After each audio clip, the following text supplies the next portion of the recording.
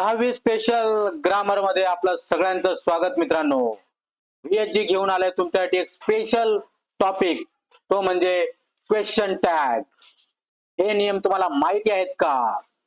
माहिती नसतील तर नक्कीच आपला व्हिडिओ कुठेही स्किप न करता शेवटपर्यंत बघायचं मित्रांनो.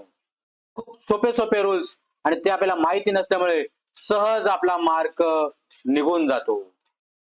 मित्रांनो चला सुरुवात करूया आपण, कुठलाही वेळ न घालवता. 10वी स्पेशल ग्रामर क्वेश्चन टॅग. मित्रांनो जर आपण चॅनलवर नवीन असाल तर नक्कीच चॅनलला आपल्या सबस्क्राईब करा, लाईक करा आणि 10वीच्या विद्यार्थ्यांपर्यंत हा व्हिडिओ शेअर करा. चला तर मित्रांनो वेळ न घालवता आपण सुरुवात करूया क्वेश्चन टॅग. मित्रांनो सर्वप्रथम आपल्याला माहिती पाहिजे क्वेश्चन टॅग म्हणजे काय. कधी कधी हाच प्रश्न तुम्हाला एक्झाम मध्ये क्वेश्चन टॅग किंवा टेल टॅग म्हणून विचारला जातो. तर क्वेश्चन टॅग म्हणजे काय मित्रांनो, बघा एका सोप्या शब्दात तुम्हाला क्वेश्चन टॅग म्हणजे मी सांगितलेलं आहे. बघा मित्रांनो, इंग्रजी व्याकरणात एखाद्या विधानाच्या शेवटी संमती मिळवण्यासाठी, म्हणजेच काय, ते विधान बरोबर योग्य आहे की नाही यासाठी एक छोटा प्रश्न जोडला जातो, त्याला मित्रांनो क्वेश्चन टॅग म्हणतात. बरेचशी मुलं क्वेश्चन टॅगचा प्रश्न हाताळताना खूप चुका करतात. डायरेक्ट उत्तर लिहितात आणि उत्तरामध्ये डायरेक्ट क्वेश्चन टॅगच लिहून टाकतात. मित्रांनो रूल्स आहेत. काय रूल्स आहेत? तर वाक्य जे आहे ना ते आपलं पूर्ण लिहिलं गेलं पाहिजे. बघा इथे तुम्हाला मूळ सूत्र काय लक्षात घ्या, तुम्हाला रूल्स सांगतोच मी. सहाय्यकारी क्रियापद जर समजा त्या वाक्यात आलं असेल ना मित्रांनो, तर ते वाक्यातलं सहाय्यकारी क्रियापद घेऊन आपल्याला काय करायचं आहे, वाक्य जर समजा नकारार्थी नसेल तर नॉट लिहायचं. नॉट लिहिताना आपल्याला नॉटचं संक्षिप्त रूप N' चा वापर करायचा आहे. आणि जर ऑलरेडी वाक्य जर समजा तुम्हाला काय दिलेलं आहे, नकारार्थी दिलेला असेल तर त्या नॉटची गरज नसते. आणि शेवटी काय लिहितात मित्रांनो, सर्वनाम. म्हणजे जर एखादं नाऊन दिलं असेल तर त्या ठिकाणी आपण त्या नाऊनचं काय करायला लागतं, सर्वनाम, सब्जेक्टचा सर्वनाम घ्यावा लागतो. आणि सगळ्यात महत्वाची गोष्ट मित्रांनो म्हणजे तुमचा शेवटचा क्वेश्चन मार्क. हा क्वेश्चन मार्क जर नसेल ना मित्रांनो तर तुमच्या त्या उत्तराला काहीही अर्थ नाही. लक्षात आलं? तर चला बघूया आपण रूल बघूया, लिहायचं कसं ते सगळ्यात पहिल्यांदा आपल्याला माहित झालं पाहिजे. तर चला बघूया क्वेश्चन टॅग लिहितात कसा. बघा इथे शॉर्टकट ट्रिक्स म्हणजे काय, क्वेश्चन टॅग जो लिहिला जातो त्यासाठी काय केलं पाहिजे, काय केलं पाहिजे मित्रांनो, वाक्य जसेच्या तसे लिहून शेवटी स्वल्पविराम द्यायचा. बघा हे उत्तर सांगतो मी, एखादं वाक्य जर आलं तुम्हाला तर ते वाक्य जसेच्या तसं उत्तरामध्ये लिहा, पुन्हा स्वल्पविराम द्या, कॉमा ज्याला बोलतो आपण. आणि स्वल्पविरामानंतर जर वाक्यामध्ये सहाय्यकारी क्रियापद दिला असेल, तुम्हाला सहाय्यकारी क्रियापद माहिती आहेत, नसतील माहिती तर आपल्या व्हिडिओज मध्ये बघा, तुम्हाला सहाय्यकारी क्रियापद मिळतील. आय, मीज, आर, वॉज, वेअर, विल, शाल, कुड, कॅन, शुड, मे, माइट, ही सगळी काय आहेत मित्रांनो, सहाय्यकारी क्रियापद आहेत. त्याच्यामध्ये बघा सहाय्यकारी क्रियापद जे पण आलं असेल, इथं उदाहरण म्हणून मी इज लिहिलाय किंवा कॅन लिहिलाय किंवा विल लिहिलाय, जे आलं असेल सहाय्यकारी क्रियापद ते सहाय्यकारी क्रियापद वापरा. आणि जर वाक्यात जर सहाय्यकारी क्रियापद नसेल ना मित्रांनो तर तुम्हाला डोंट, डिडंट आणि डझंट म्हणजे डू, डज आणि डिडचा वापर करायचा आहे. कसा, हे सगळे नियमात तुम्हाला मी सांगणार आहे. फक्त सुरुवातीला एक नियमांच्यावर नजर टाका. नियमांच्यावर म्हणजे काय, हे जे मुख्य गोष्ट आहे ना त्या गोष्टीकडे लक्ष टाका. लक्षात ठेवायचं, क्वेश्चन टॅग बदलताना होकारार्थीचं नकारार्थी केलं जातं, होकारार्थी वाक्याचं नकारार्थी वाक्य करतात आणि नकारार्थी वाक्याचं होकारार्थी वाक्य करतात. तर मित्रांनो चला आपण डायरेक्ट आता एक एक नियम घेऊन त्यानुसार वाक्य कशी बदलायची हे आपण बघणार आहोत. म्हणजे तुमच्या जास्तीत जास्त लक्षात राहील आणि एकही मार्क तुमचा जाणार नाही, याची गॅरंटी मी देतो. चला सुरुवात करूया नियम नंबर 1 पासून तर शेवटपर्यंतचा नियम परत. मित्रांनो त्या अगोदर सगळ्यात महत्वाची गोष्ट आज आपल्याला बघायची, ती म्हणजे काय, तुमच्या स्क्रीनवर दिसते बघा. आपल्याला जो क्वेश्चन टॅग चेंज करायचा ना मित्रांनो, त्याच्यासाठी खूप महत्वाची गोष्ट आहे. बघा इथे तुम्हाला स्क्रीनवर काय दिसतंय, फुल फॉर्म आहे आणि दुसरं काय आहे तर इथे दिलेलं तुम्हाला शॉर्ट फॉर्म आहे. फुल फॉर्म आणि शॉर्ट फॉर्म. काय दिले बघायला, बघा तुम्हाला इथे काय दिले ते बघा. इथे आय एम नॉट दिला ना मित्रांनो, I am not. I am नॉटचा काय केला जातो, आरंट केला जातो. काय केला जातो, आरंट. इज नॉट असेल तर काय केला जातो, इजंट. बघा किती सोपं आहे हे. मला वाटतं चौथीच्या स्कॉलरशिप पासून तुम्हाला आहे. चौथीच्या स्कॉलरशिप मध्ये पण तुम्हाला फुल फॉर्म आणि शॉर्ट फॉर्म दिलेले आहेत. आर नॉट, आर नॉटचं काय होतं, इथं बघा एन लिहिला जातो आणि अपोस्ट्रोफ करून म्हणजे ओचा इथं काय होतं, लोप होतो आणि टी लिहिला जातो, आरंट लिहिला जातो. वॉज नॉटचा वॉजंट, वेअर नॉटचा वेरंट. खूप असे काही तुम्हाला जे काही सहाय्यकारी क्रियापद आहेत, जी काय सहाय्यकारी क्रियापदामध्ये सारखाच नियम वापरला गेला. पण काही सहाय्यकारी क्रियापद अशी आहेत का ज्याच्यामध्ये आपल्याला नियम थोडा वेगळा आहे. म्हणजे बघा तुम्हाला लक्षात येईल, has not, हॅजंट, have not, haven't, had not, hadn't, do not, don't, does not, doesn't, did not, didn't. बघा इथे मित्रांनो, कॅन नॉट, कॅन नॉट मध्ये तुम्हाला डबल एन दिलेला नाही, सिंगलच दिलेला आहे. हा कॅन नॉटचा कांट लक्षात ठेवायचा. हा कुड नॉट, कुड नॉट साठी काय करायला लागेल, कुडंट जो आहे तसाच रूल आहे का नाही. कॅन नॉट साठी कांट लक्षात ठेवा. मे नॉट, मेंट जसा आहे तसा.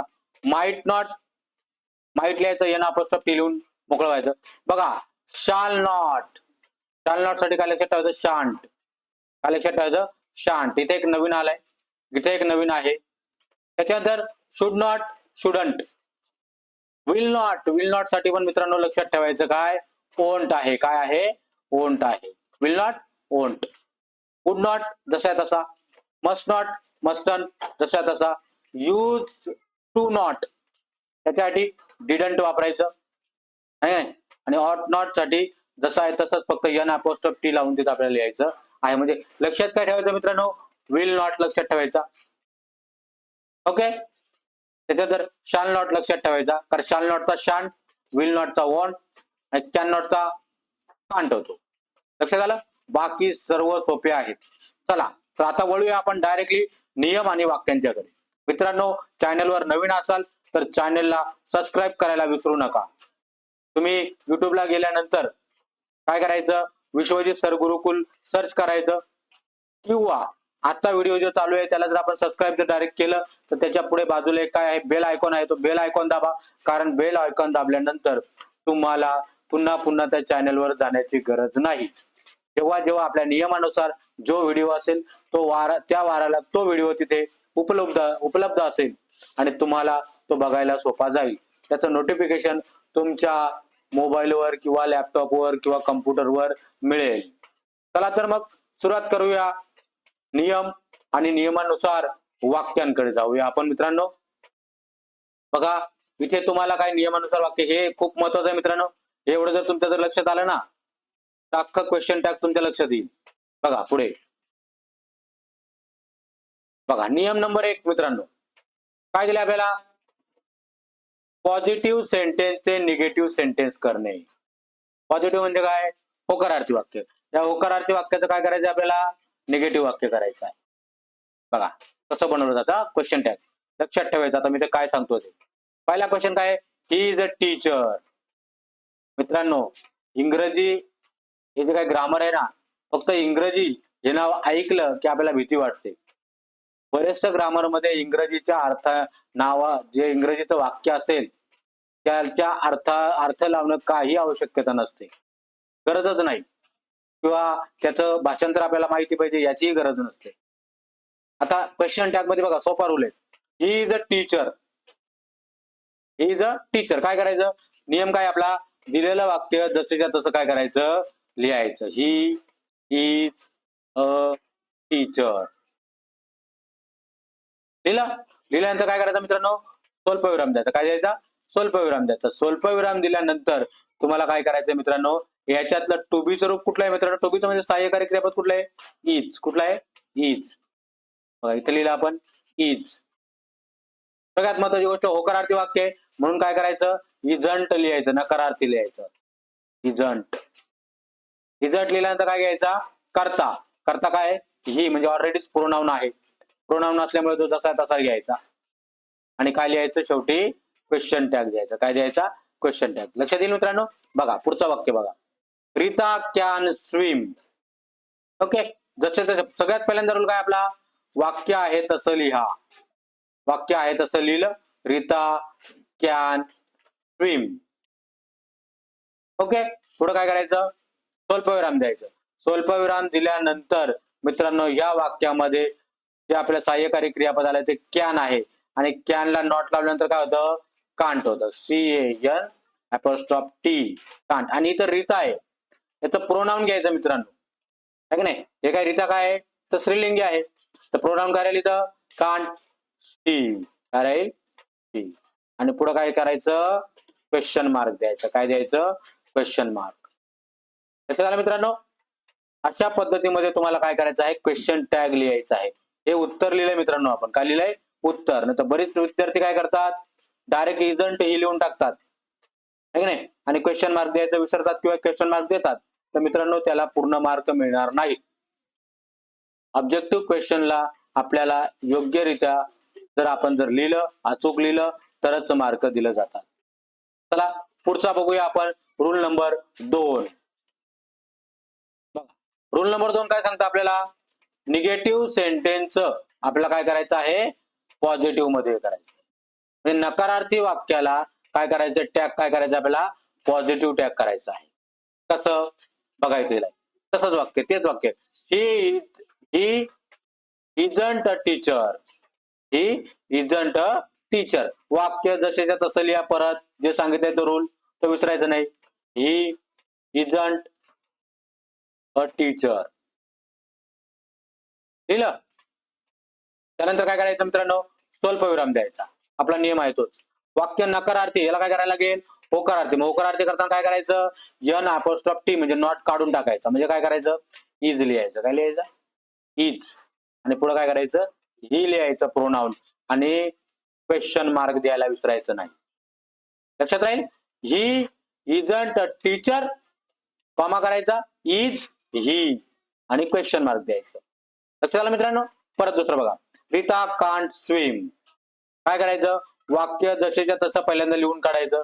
Rita can't swim. ओके, पुढे काय करायचा? कॉमा द्यायचा, स्वल्पविराम द्यायचा. आणि स्वल्पविराम दिल्यानंतर काय करायचं? इथे काय आलंय? कांट आलंय. कांटचं काय करायचं? कॅन लिहायचं. काय लिहायचं? कॅन. आणि रीताच्या जागी काय येईल? प्रोनाउन आपलं शी. काय येईल? कॅन शी. काय लिहायचं? कॅन शी. अंतर ठेवा असं. आणि काय करायचं? क्वेश्चन मार्क द्यायचं. लक्षात आलं मित्रांनो? होकारार्थीचं नकारार्थी, नकारार्थीचं होकारार्थी. खूप सोपं आहे की नाही?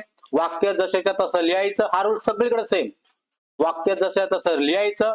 पुढे काय करायचं? तुम्हाला जे काही सहाय्यकारी क्रियापद आलंय त्याला नॉट किंवा नकारार्थी जर असेल तर नॉट लिहायची गरज नाही. संक्षिप्त रूप लिहायचं. आणि पुढे काय करायचं? जे काही तुमचा सब्जेक्ट आहे, कर्ता ज्याला तुम्ही बोलता, त्याला काय करायचं आहे? प्रोनाउन मध्ये बदलायचं. जर दिला असेल प्रोनाउन मध्ये तर बदलायची गरज नाही.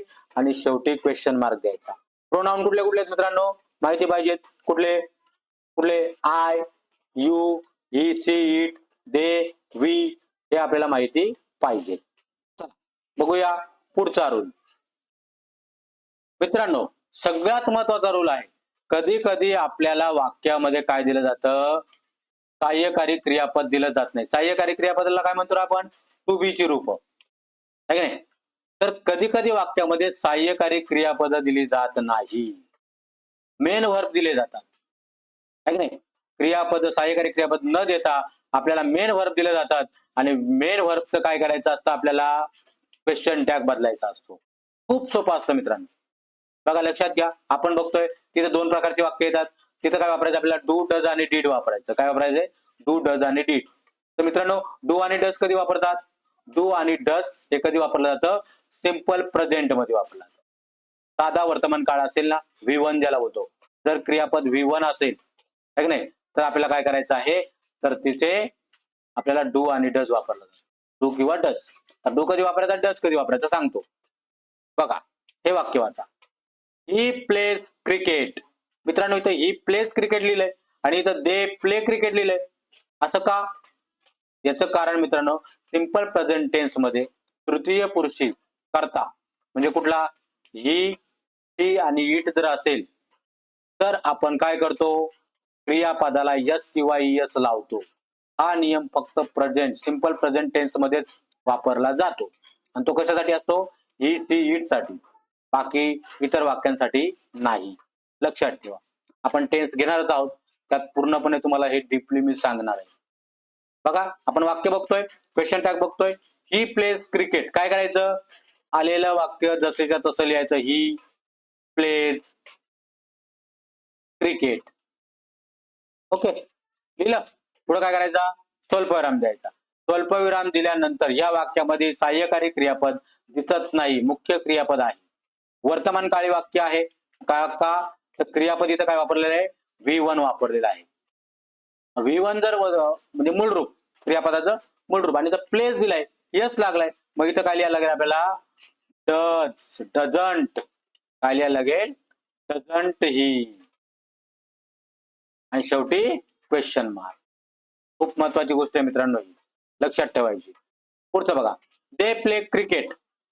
दे प्ले क्रिकेट मध्ये पण काय करायचं, पहिल्यांदा वाक्य लिहून घ्यायचं, दे प्ले क्रिकेट. ओके, वाक्य लिहिलं, स्वल्पविराम द्यायचा. आता इथं प्ले दिलाय, प्लेज नाही दिलाय, ई किंवा इएस लागलेला नाहीये, आहे की नाही, मग प्ले आहे. मग प्ले जर असेल तर इथं काय वापरायचं, डू वापरायचं मित्रांनो. आणि वाक्यामध्ये काय आहे, तर वाक्यामध्ये तुम्हाला होकारार्थी वाक्य आहे, त्याच्यामुळे काय करतो आपण, नकारार्थी आपण इथे काय करणार आहे, क्वेश्चन टॅग करणार आहे.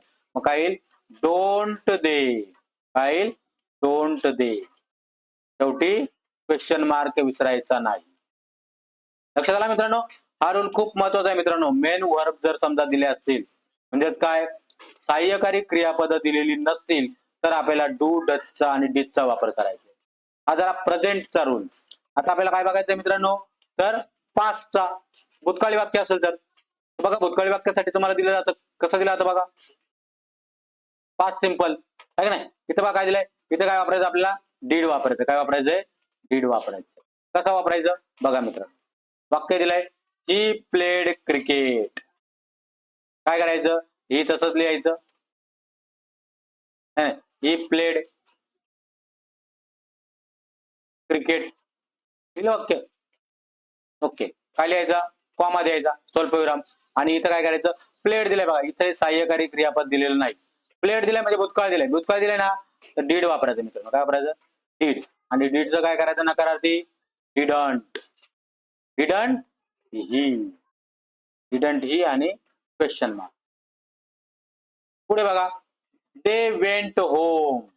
काय लिहिलंय, दे वेंट होम. मग काय लिहिणार मित्रांनो, पहिल्यांदा इथं काय करायचं, वाक्य लिहायचं, दे वेंट होम,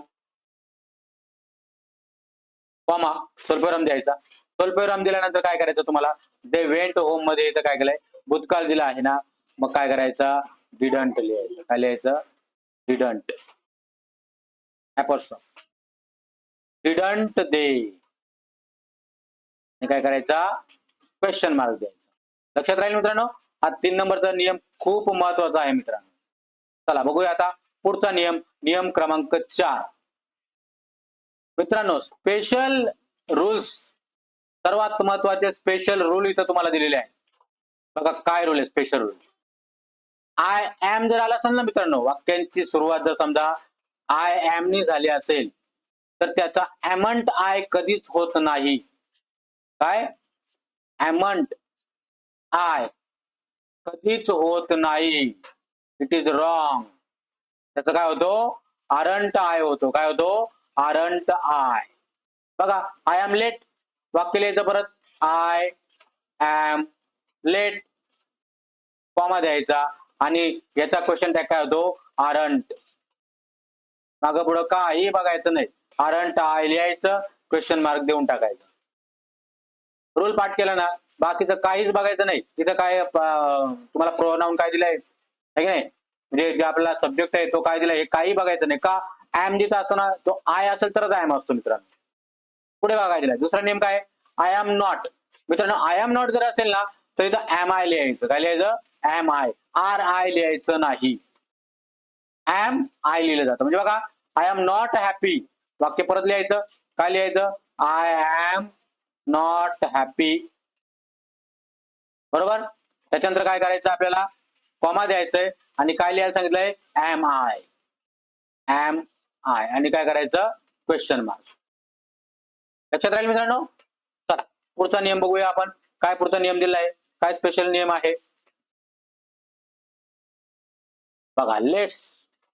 कुठला नियम दिला आपल्याला? लेट्स. लेट्स जर आलं ना मित्रांनो वाक्यात, तर शाल बी वापरायचं. काय वापरायचं? Shall be. काहीच विचार करायचा नाही. लेट्स आलं, शाल बी. काय करायचं? लेट्स आल्यानंतर शाल बी म्हणजे कसं? Let's go. चला वाक्य लिहून टाकायचं. Let's go. बरोबर. कॉमा द्यायचा आणि काय लिहायचं? Shall we.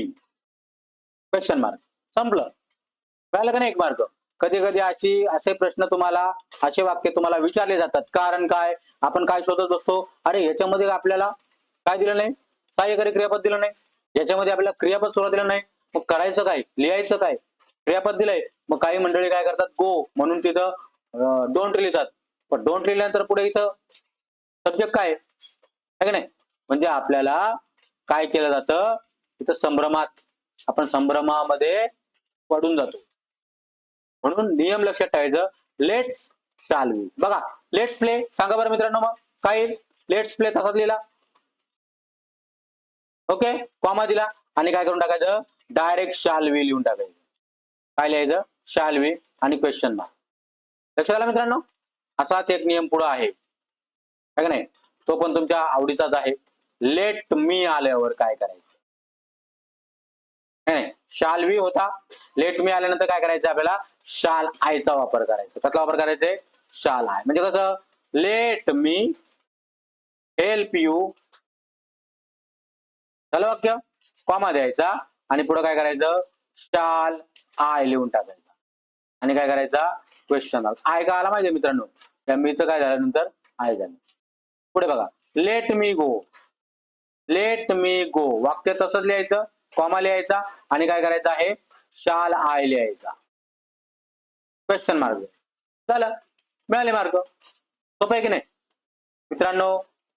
जर आपल्याला एखादी चांगली गोष्ट सांगितली जाते, लक्ष द्यायचं आणि सगळ्यात महत्वाची गोष्ट, आपल्या चॅनलला काय करायचंय? सबस्क्राईब करायचं. चला पुढचा नियम बघूया. 8 नंबरचा. Imperative sentence. मित्रांनो इम्पेरेटिव्ह सेंटेन्स म्हणजे काय? इम्पेरेटिव्ह सेंटेन्स म्हणजे आज्ञा किंवा विनंती. याला आपण काय म्हणतो माहितीये? आज्ञार्थी वाक्य. काय म्हटलं आता? आज्ञार्थी वाक्य. एकमेव असं वाक्य आहे मित्रांनो हे, का ज्या वाक्याची सुरुवात क्रियापदाने होते. नाही तर बाकी सगळ्या वाक्यांची सुरुवात कशाने होते? कर्त्याने, सब्जेक्टने होते. लक्षात आलं?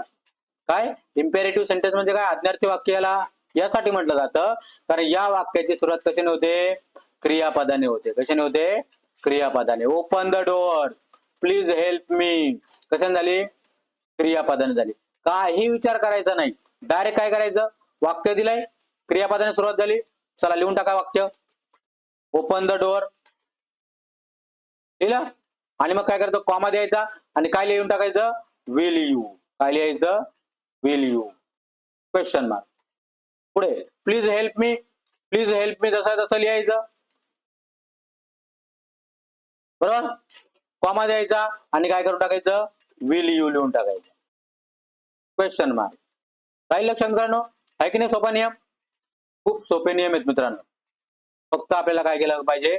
एकदा वाचन करा, लिहून घ्या, म्हणजे तुमच्या लक्षात राहतील. चला पुढचं बघूया आपण. मित्रांनो हा एक रूल खूप महत्वाचा आहे. त्याचं कारण तुम्हाला मी सांगतो मित्रांनो. काय महत्वाचं आहे? जर समजा तुमच्या वाक्यामध्ये नेव्हर, हार्डली, स्केअर्सली, बेअरली आणि सेल्डम हे शब्द जर आले ना मित्रांनो, तर त्याचा टॅग काय करायचा? पॉझिटिव्ह करायचा. काय करायचा? पॉझिटिव्ह. म्हणजे त्याच्यामध्ये नॉट वापरायचा नाही. कारण हे सगळे शब्द मित्रांनो नकारार्थी आहेत. काय आहेत? नकारार्थी. लक्षात ठेवायचं. कधी कधी फसव्या नियमानुसार एखादं वाक्य येऊ शकतं आणि आपले मार्क निघून जातात. 10वीच्या बोर्डाचा पेपर खूप सोपा असतो.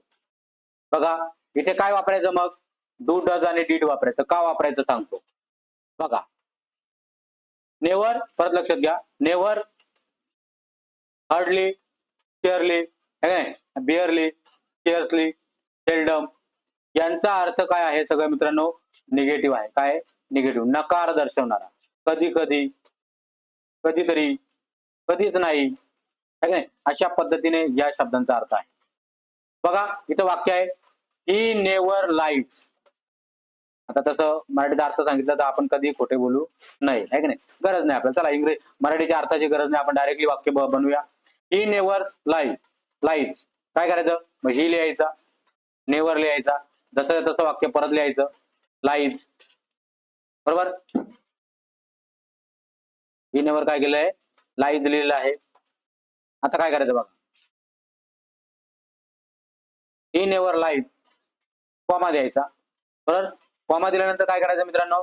आपल्याला हा टॅग काय करायचे? पॉझिटिव्ह लिहायचं. पॉझिटिव्ह लाईट्स दिले, लाईट्स, वर्बला काय केलेलं आहे? तर यस लागलेला आहे. यस काय लिहा वापरायचं? डज वापरायचं. मग काय लिहायचं? डज ही आणि क्वेश्चन मार्क. पुढे बघा, ही हार्डली वर्क्स. ओके, इथे पण काय करायचं आपल्याला? सॉरी, शी हार्डली वर्क्स. इथे आपल्याला शी hardly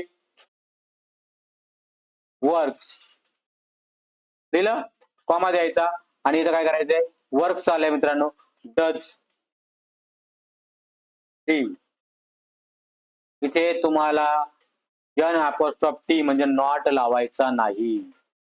he seldom comes here. इथं पण आपल्याला काय करायचं आहे? तसंच लिहायचं, वाक्य पूर्ण लिहायचं आणि काय करायचं? डज ही लिहायचं. लक्षात राहील मित्रांनो. कधी कधी इथे काय केलं जातं? भूतकाळी रूप दिलं जातं, त्यावेळेस काय करायचं? आपल्याला डीड वापरायचंय. कधी कधी मूळ रूप दिलं जातं, तेव्हा आपल्याला काय वापरायचंय? डू वापरायचंय. लक्षात राहील मित्रांनो. चला बघूया पुढचा रूल. मित्रांनो महत्वाचा नियम आहे, कधी कधी एखादं वाक्य 10वीच्या बोर्डाच्या याच्यामध्ये तुम्हाला विचारलं जातं आणि त्या वाक्यामध्ये यूज टू चा वापर केला जातो. कसा वापर केला जातो? यूज टू चा. बघा, he used to play cricket. त्याचं काय लिहायचं? Question tag didn't. म्हणजे कसं? He used to play cricket. Okay, असं लिहिल्यानंतर पुढे काय करायचं आहे? कॉमा द्यायचा. यूज टू आले ना मित्रांनो, काय लिहायचं? डिडंट लिहून टाकायचं. काय लिहायचं? डिडंट. आणि पुढे काय लिहायचं? करता लिहायचं आपला ही, क्वेश्चन मार्क. ओके, पुढे she used to live here. Live here, live here, comma द्यायचा आणि यूज टू आला मित्रांनो, काय करायचं? डिडंट लिहायचं. डिडंट लिहिल्यानंतर काय लिहायचं? करता आपला शी लिहायचा आणि काय करायचं आहे? क्वेश्चन मार्क द्यायचा. लक्षात राहील मित्रांनो. चला बघूया आपला पुढचा नियम. मित्रांनो सगळ्यात शेवटचा नियम आहे आपला, खूप महत्वाचा आहे. कधी कधी वाक्यामध्ये एव्हरीबडी विचारलं जातं, एव्हरीवन विचारलं जातं, समबडी विचारलं जातं, समवन विचारलं जातं. यासाठी काय करायचं माहिती का मित्रांनो? टॅग मध्ये काय करायचा? करता काय घ्यायचा? दे घ्यायचा. काय घ्यायचा? दे घ्यायचा. हा, म्हणजे कसं? Everybody is ready. वाक्य परत लिहायचं, एव्हरीबडी इज रेडी, बरोबर. कॉमा द्यायचा, बरोबर. आणि इथं काय करायचं? इज आलाय, इजंट. आणि एव्हरीबडीच्या ऐवजी काय घ्यायचं मित्रांनो? दे वापरायचं. इजंट दे. काय वापरायचं? इजंट दे आणि क्वेश्चन मार्क लिहायचं. तसंच एव्हरीवन केम. काय करायचं? एव्हरीवन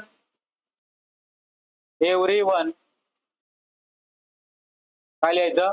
केम लिहायचं. आणि एव्हरीवन केम लिहिल्यानंतर आपल्याला काय करायचं? इथं बघा, तुम्हाला कुठल्याही पद्धतीचं काय विचारलं? सहाय्यकारी क्रियापद दिला नाही. सहाय्यकारी क्रियापद डू, डज, डिड, केम. कमचा भूतकाळ केम. मग काय करायचं? इथं कॉमा देऊन काय करायचा? Didn't they. काय लिहायचं? डिडंट दे आणि क्वेश्चन मार्क. तसं इथं काय करायचं? एव्हरीवन कॉल्ड मी, आहे नाही?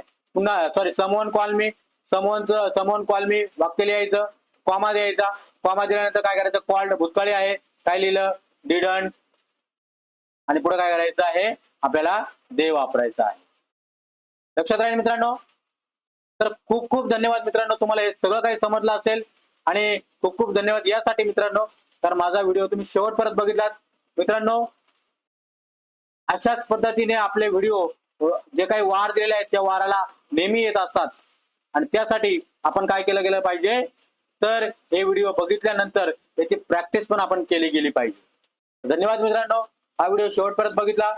जर या व्हिडिओ तुम्हाला आवडला असेल तर काय करायचं मित्रांनो, लाईक करून टाका, शेअर करा, चॅनल सबस्क्राईब करायला विसरू नका, बेल आयकॉन दाबा आणि सगळ्यात महत्वाचं मित्रांनो, तुम्हाला जो ग्रामर हवा असेल त्या ग्रामर साठी तुम्ही शेवटी कमेंट मध्ये लिहा की सर पुढच्या वेळी हे ग्रामर घ्या.